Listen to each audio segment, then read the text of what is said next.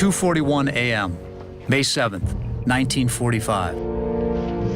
At a schoolhouse in Reims, France, German General Gustav Jodl signs a declaration of unconditional surrender, effectively ending World War II in Europe.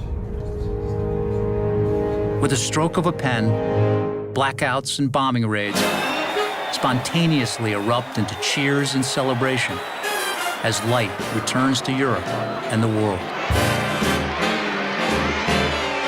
I don't think I was kissed so much in my life. Could you imagine being in a crowd that you can't count or can't move, and everybody's yelling and screaming? Мы обнимались, мы целовались, мы плакали, мы кричали. Такая эйфория, небывалая была.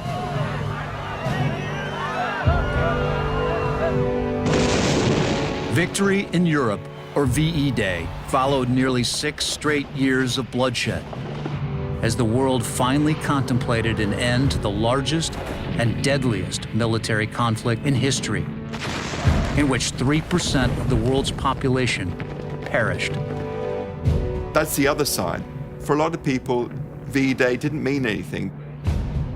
To people who saw these other things that happened in the war, these much darker things.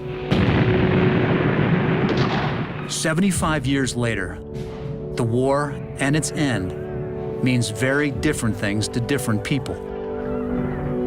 It's 100 million stories from different national memories. Memories that today few around the world are left to share. You got your picture taken too? Some people I tell or talk about it don't believe it. There's this anxiety every time you get in that cockpit, and you've always got it in the back of your mind, the danger that you're in.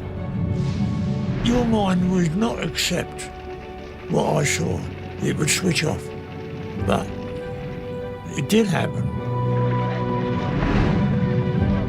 Вы, наверное, прекрасно же знаете, какие огромные потери понес СССР. 27 миллионов убитых. Не дай Бог, если что-нибудь сейчас начнется. Nie wieder Krieg. Aus den Erfahrungen dieses Krieges wurde ich zum Pazifisten.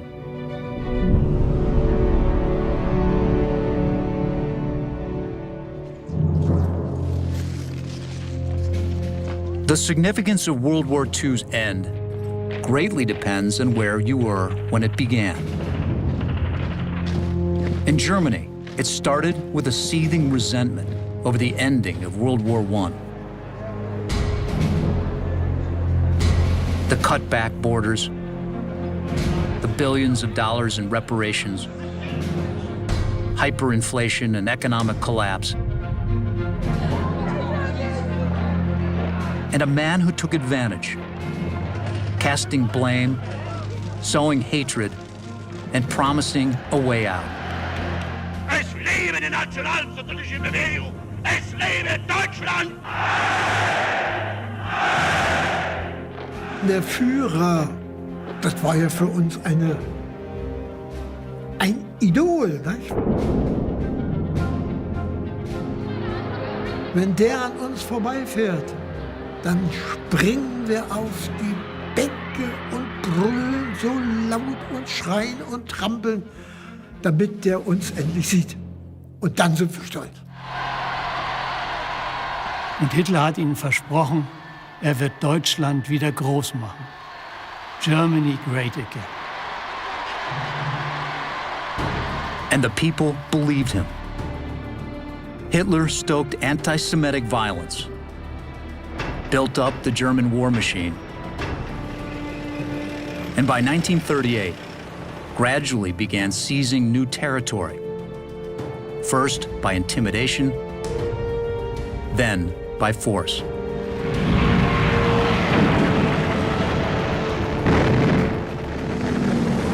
War, precisely at dawn on September 1st, without warning, the German Wehrmacht rolled over the Polish border.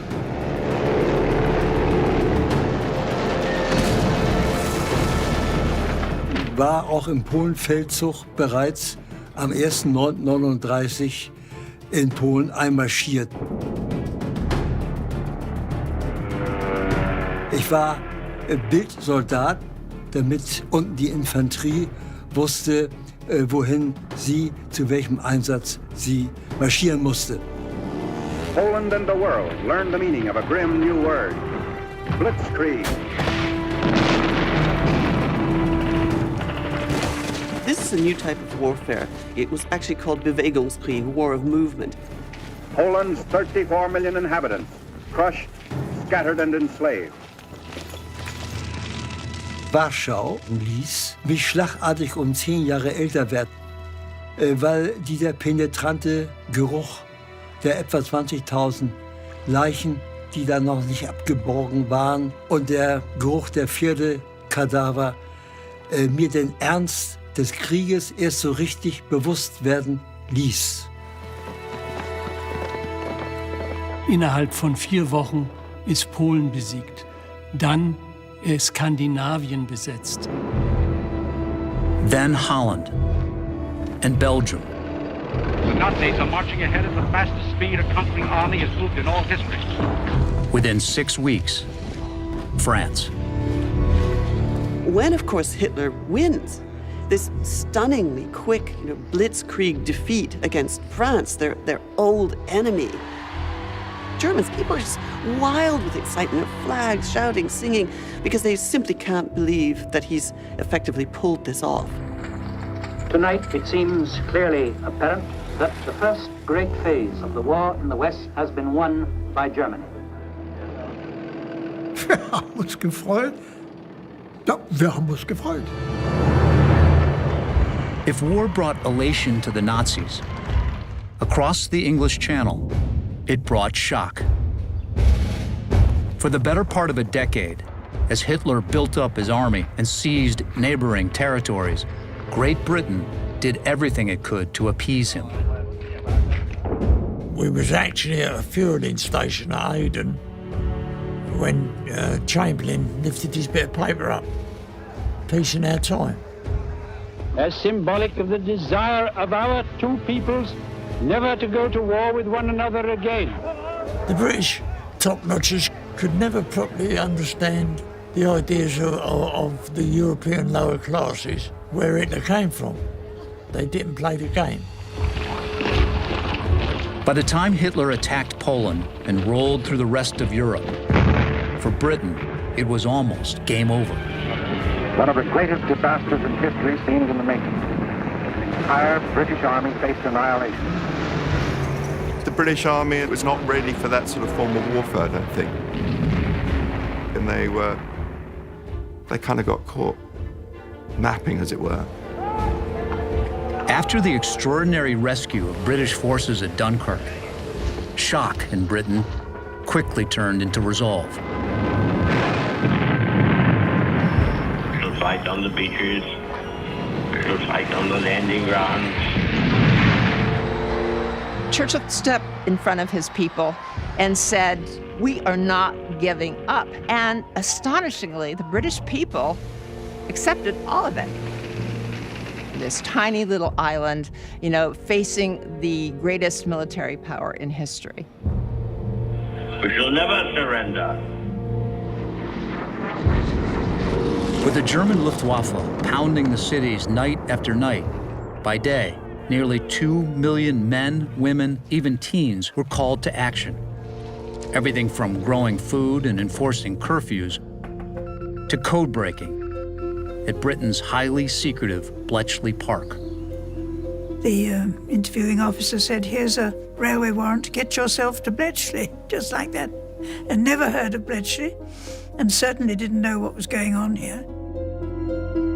From 1939 on, thousands of workers at Bletchley deciphered thousands of Nazi communiques a day, cracking the uncrackable Enigma code and helping to bring an early end to the war. Though people like Betty Webb may not have known it.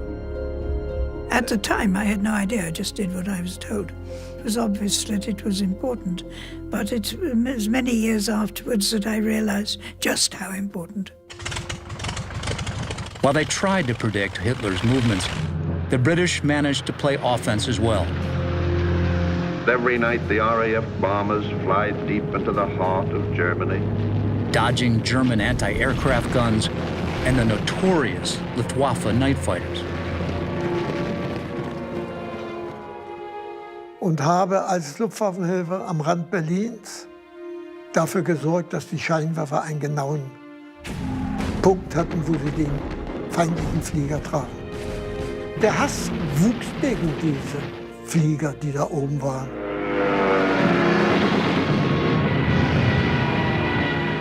Meine Erfolge als Nachtjäger waren nicht sehr groß. Ich brachte es nur auf 3 Abschüsse. Aber die englische Lancaster hatte 7 Mann Besatzung. Es wäre theoretisch möglich, dass ich 21 Menschen auf dem Gewissen habe.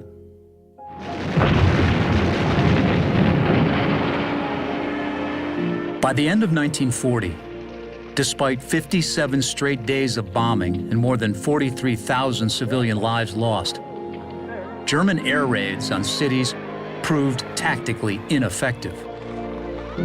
The British did more than save their country.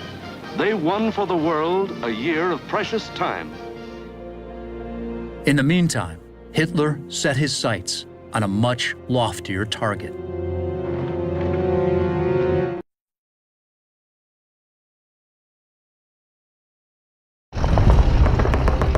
In Russia, there's a different collective memory of World War II.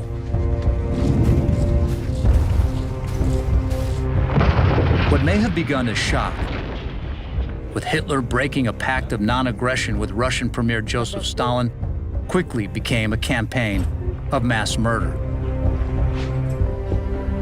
Not unlike Jews, Gypsies, and the disabled, Slavs, the people of Russia and other Slavic-speaking countries, were deemed Untermenschen, subhuman by the Nazis, and were targeted for extermination.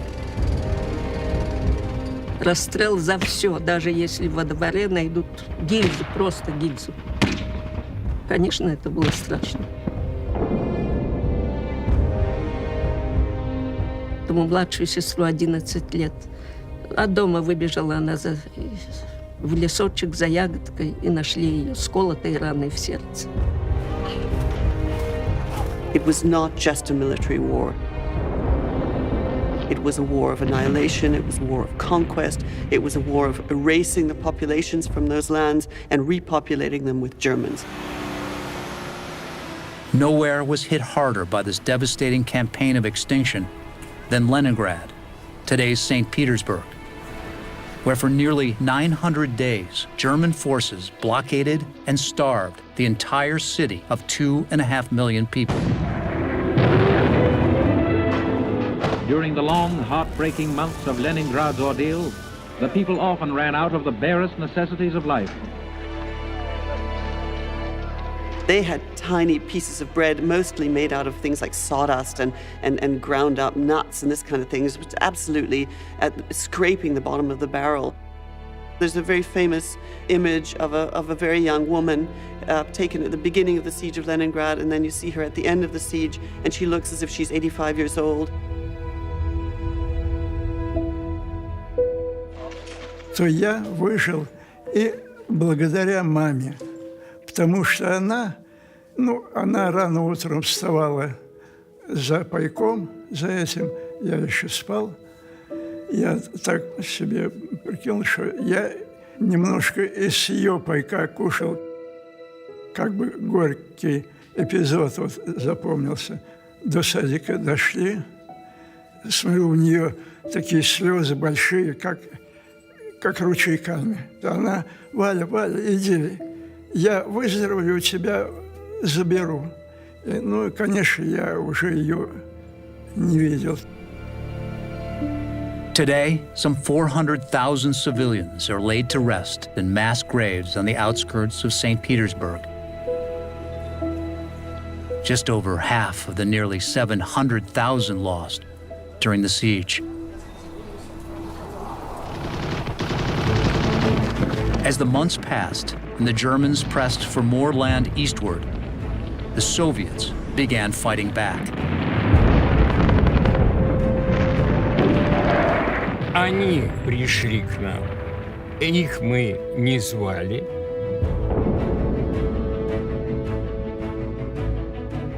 Они вторглись и начали стрелять и убивать на нашей территории. И это было уже достаточно для того, чтобы отстоять свою родину. Я себя называю все время маленький солдат большой войны. Among the ranks were 800,000 Russian women, many of whom served on the front lines at Stalingrad.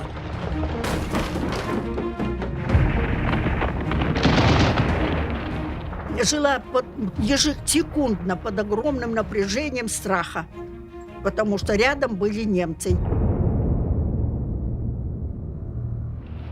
Я слышала, как немцы разговаривают. Это на самой передовой, ближе к фронту некуда. Stalin and the Soviets consider women to be equal in that sense. Women are trained as pilots, are involved in tank crews. They're on the front line. They really were willing to give up their lives for the great patriotic war. Я атеист, причем воинствующий атеист. Я не знаю ни одной молитвы, но я молилась, по-своему молилась. The Battle of Stalingrad claimed nearly 2 million casualties, 800,000 Axis, and more than 1 million Soviets. The largest loss of life in any single battle in modern history.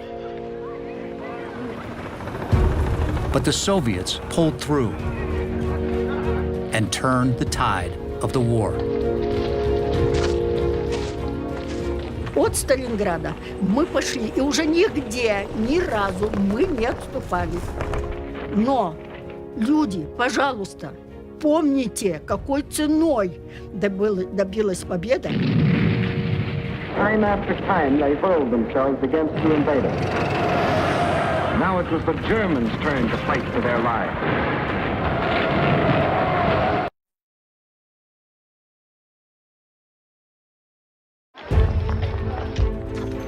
While the Soviets and British were jolted into war, for 2 years across an ocean, the U.S. had the luxury of debating whether or not to join. This was one of the most turbulent, even brutal debates that this country has ever had. We interrupt this program to bring you a special news bulletin. Of course, everything changes with the attack on Pearl Harbor. The White House has just announced that the Japanese are attacking military and naval establishments on the Hawaiian Islands. American public opinion changes overnight. December 7, 1941, a date which will live in infamy. Bafflingly, Hitler declares war on the United States and brings the United States full on in against Nazi Germany. 16 million men and women put on a uniform for the United States in World War II. So that was 1 out of every, 8 Americans fought in the war. The day after graduation from high school, I went down to the Marine Corps recruiting office and asked them to hurry up with my orders to report for duty. I was drafted. I did not sign for anything. I registered according to the law and was drafted. Those who could not fight overseas came together at home to create the most productive industrial economy in human history, one specifically retooled for the occasion.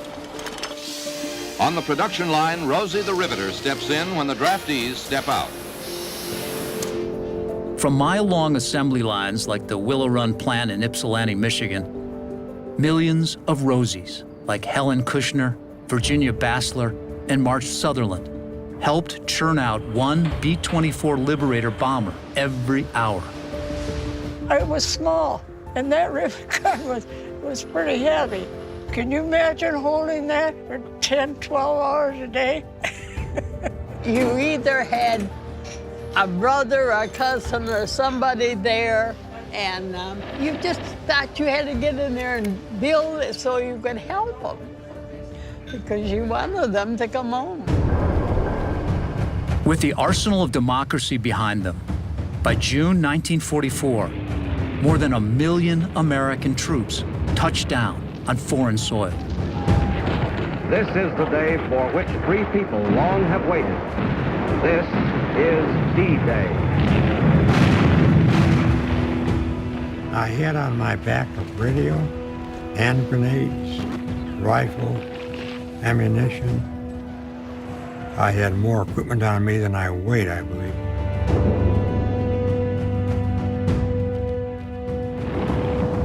If you missed your jump, you were in the sea and gone. Lost several comrades that way. From D-Day in summer to the Battle of the Bulge in winter, the Americans arrived just in time for some of the most brutal campaigns of the war. We had no idea what to expect. We knew something terrible was happening there. They needed help, and we were sent. And that's all I knew. We went in close to midnight, and they told us to dig in our guns.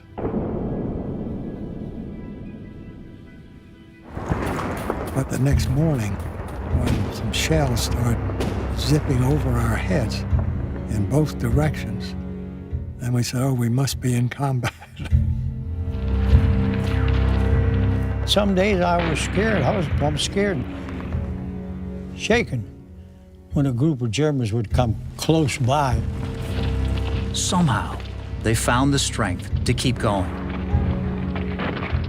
I was on duty on the gun, and we got a phone call.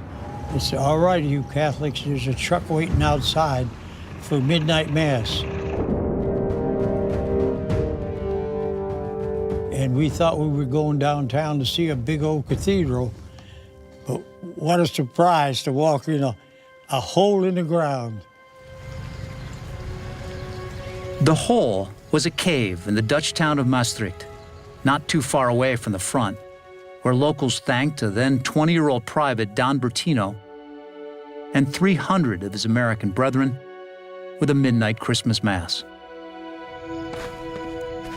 75 years ago, I went through that door.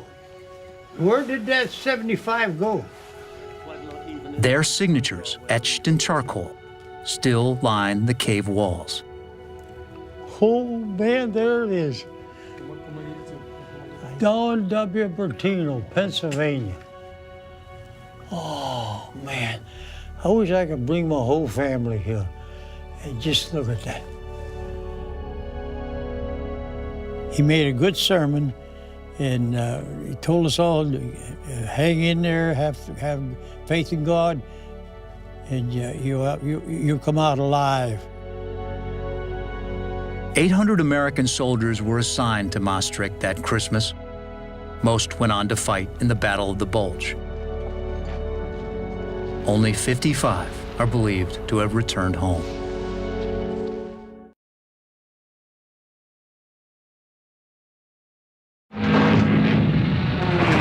Just 2 weeks after Normandy, the Soviets embarked on a D-Day of their own. Operation Bagration, through hundreds of square miles of seemingly impenetrable swamp.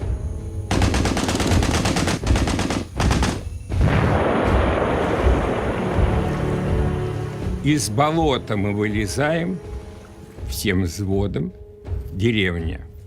И я чувствую что-то слева, так развернулся, смотрю, фашист целится в меня. Думаю, сейчас выстрел, я разворачиваю свой автомат, нажимаю на спуск, выстрела нет. Грязь, болотная грязь засорила. И у него не стреляет, ну, как в сказке. У меня было 6 схваток, смертельных схваток с фашистами. Я смог победить и выиграть у них жизнь. With support from the air, the Red Army reconquered 450 miles in 5 weeks во время полета особо чувствуют. Летел тут же, набрал высоту, фронт сбросил бомбу и посадку. Вот когда увидишь, сколько в самолете пробоин, как била зенитка, вот тогда начинается чувствовать. By August, the Soviets had beaten the Nazis clear back to Warsaw. By early 1945, they were knocking on the doors of Berlin. And the Americans and British were racing forward as well. The Soviets coming in from one side and the Anglo-Americans from the other, catching the Third Reich in a vice. All those bombers flying off assembly lines were blazing a trail through the heart of Germany.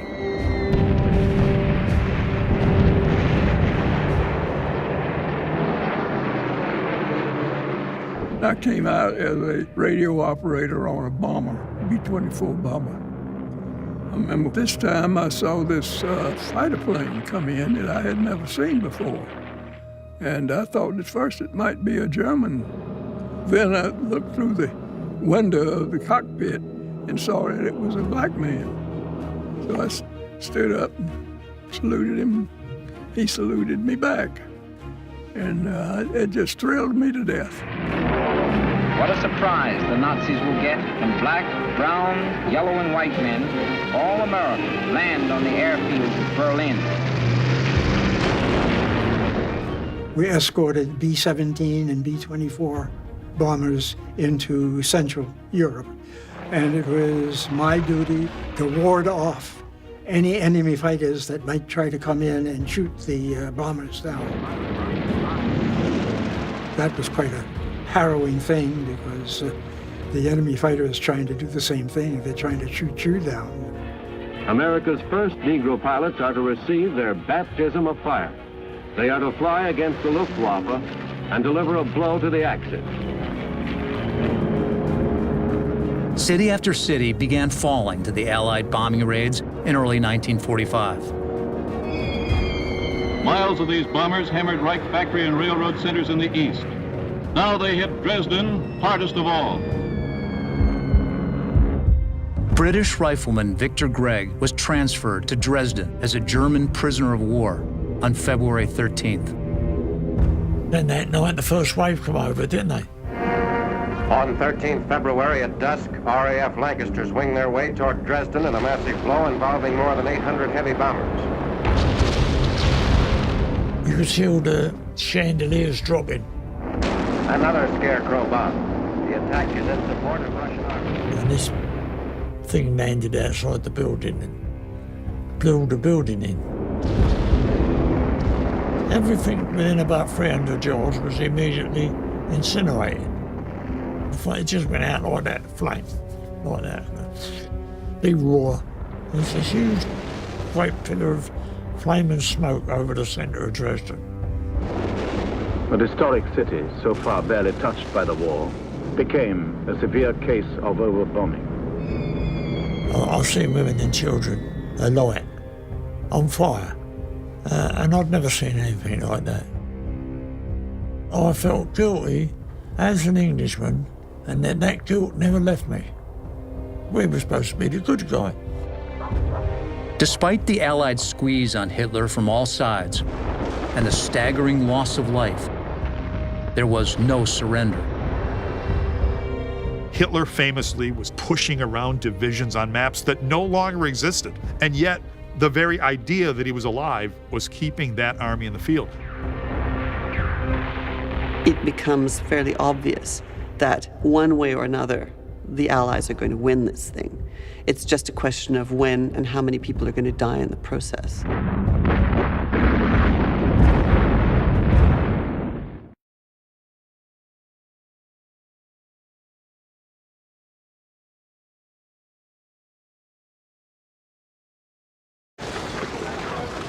While the world waited for the Nazi surrender on April 25, 1945, some soldiers were treated to a welcome reprieve from the fighting as Eastern forces greeted West along Germany's Elbe River.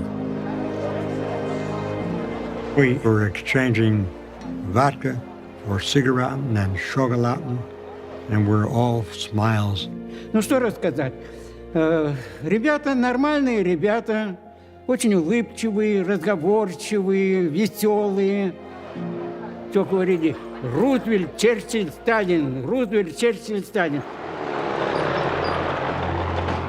Elsewhere in Germany, others were uncovering a more horrifying truth. We were on a 2-lane country road headed towards Munich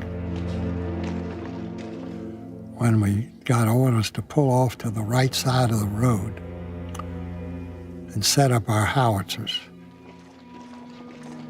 And everybody smelled a very distinct odor. So I told my sergeant that my brother and I would like to go find out what is over there and report back. And the first thing we saw was a line of railroad boxcars.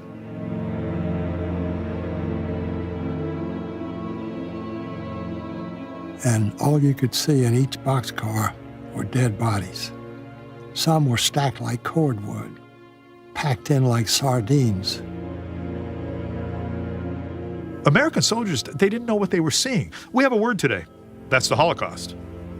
But nobody had used that word yet. As a Jew, it was difficult to experience what took place.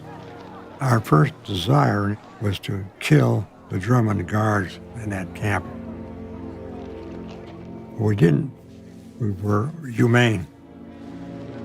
When the concentration camps are discovered in Germany, there's absolute shock and horror and anger. So Eisenhower said, this must be filmed. See all this blood, death, and suffering. This is what we've been fighting for. German infantryman Wolfgang Brockmann was shown the films as a Soviet POW. Im letzten Lager hat man uns einen Film gezeigt. Den Film, den die Sowjets bei der Befreiung Buchenwalds aufgenommen haben. So grauenhaft und schrecklich, dass man das einfach nicht glauben konnte zuerst. Ne?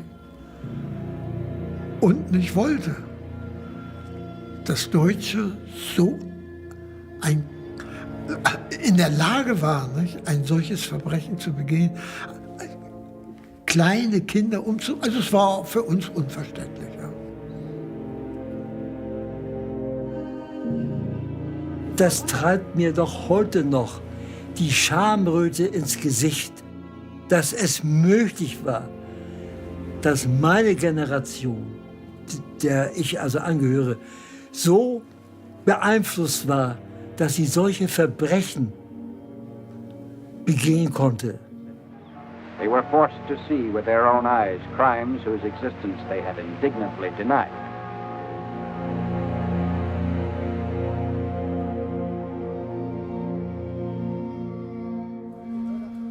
Facing certain capture, on April 30th, 1945, the tyrant behind the senseless loss of life finally took his own, to the shock of his disciples. In uns war nur innerlich die Wut, ne? Dass uns eigentlich verraten hat. Ne? So haben wir es empfunden. Wir haben bis zum Schluss gekämpft und der macht so ein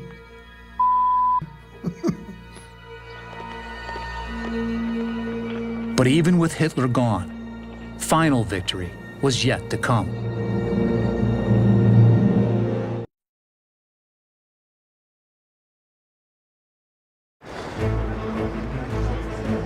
With Hitler gone, control fell to Admiral Karl Dönitz.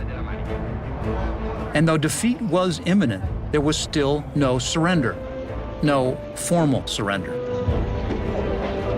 We knew at that point that really the war was over. It wasn't officially declared over, but German soldiers were coming out of the woods with their hands up. I mean, they were hundreds at a time. Dönitz first tried for a separate peace with the Western Allies so he could fight for better terms with the Soviets. But for Eisenhower, it was complete, unconditional surrender on all fronts, or nothing.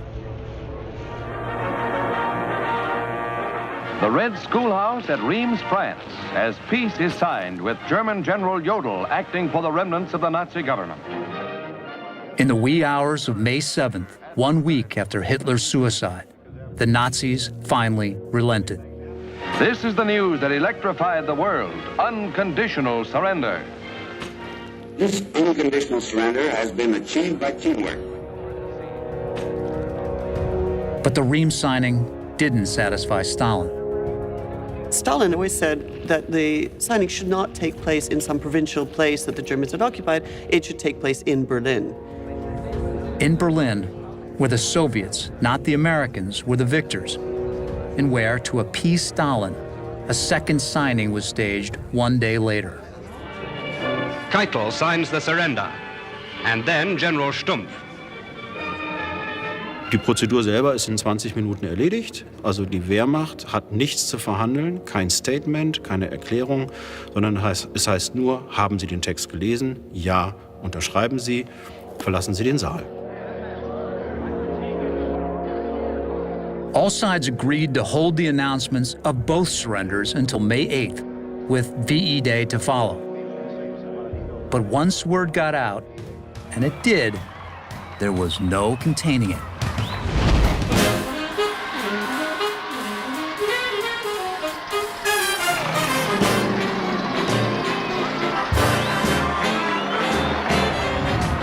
Everyone was slightly crazy, and those who could went up to London to join the throngs, because Bletchley knew, but the king didn't.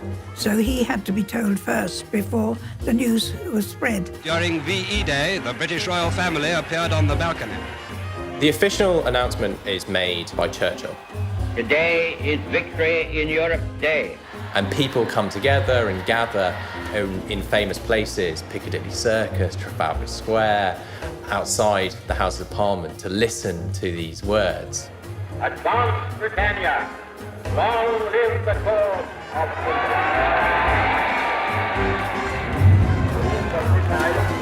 freedom. Somebody had a radio, and we heard Churchill. It's all over. I can barely remember more or less taking stock of the fact that I was still alive, I suppose. In Russia, Stalin managed to hold firm to May 9th, when Victory Day is celebrated to this day. 9 мая. На Красную площадь мы вошли, там уже битком, вплотную. Ребра трещали. Самый звонкий, самый радостный, непередаваемый день. Вдруг началась стрельба среди ночи. Мы услышали стрельбу, все выскочили в боевая готовность, немцы где-то прорываются, и вдруг война кончилась. Мы обнимались, мы целовались, мы плакали, мы кричали, мы стреляли из всех видов оружия. Прям все, о, победа, ура, все прямо такие радостные были. Какое-то совершенно потрясающее единение, понимаете? И слезы, и радость. Это праздник со слезами на глазах, действительно. Это правда. It was wild. Everybody was out. If you weren't drunk, you were taking care of a drunk. And everybody's yelling and screaming, and they turn lights on. You got actually see. Just hugging and kissing and crying. And I'm thinking, oh, how wonderful, they're going to come home. But then we still had to go to work the next day because we got one more to do, Japan. That war is not over for us. In fact, it was getting ready to get worse, we thought. From foxholes, there was cheering. But we still had a lot of fighting to do ourselves. And many of us died after that in the Pacific. The war with Japan would rage for another 3 months before VJ Day and the official close of World War II. And if that wasn't enough to temper the mood, there were the staggering losses on all sides. Among the military, more than 380,000 British, 400,000 Americans, 5 million Germans, and 10 million Soviets. Among the civilians, 45 million lost their lives worldwide, including millions of Slavs and 6 million Jews killed in the Holocaust. There was so much suffering, so much death, so many awful things that happened that I think most people couldn't feel the joy.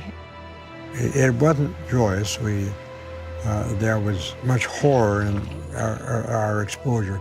For 50 years, I didn't talk about any of this.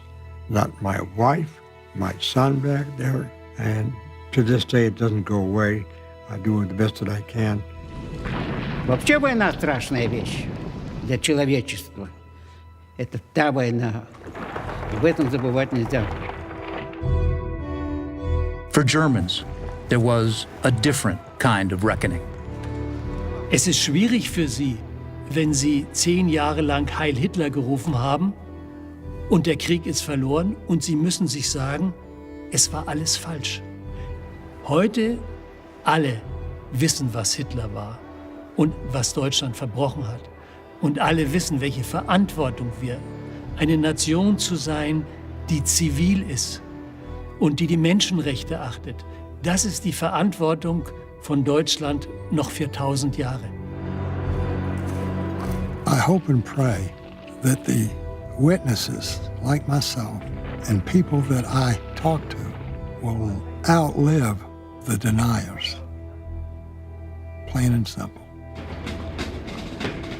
Calling out genocide, averting world wars, some of the messages from World War II.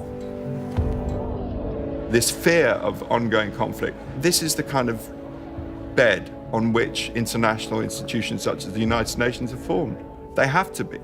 You can't keep putting mothers through this anxiety, this suffering, every 20 years.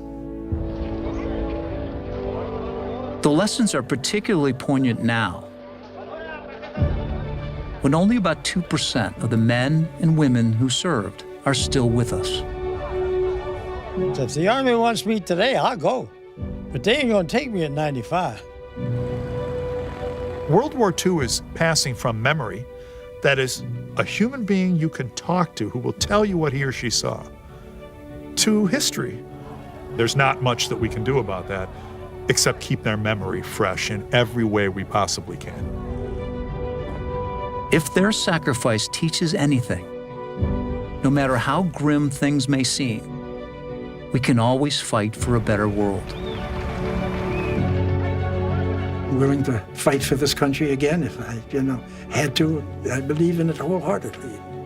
It's not perfect today, it may not be perfect tomorrow, but keep the faith and keep the faith again. Все люди хотят мира. И мы должны помнить, какой ценой нам достался этот мир. I've been banging my head against a brick wall for, 90 years, and it's not done any good. We're still killing each other. I think young people will eventually pull through, but it's not going to be easy. You always have to be optimistic. Otherwise, what's the sense of sticking around? Don't get me talking politics, but yes, I think that we will turn out to be okay. It'll take a little bit of fine-tuning, but we'll be okay. Hang in there, folks. Keep your faith.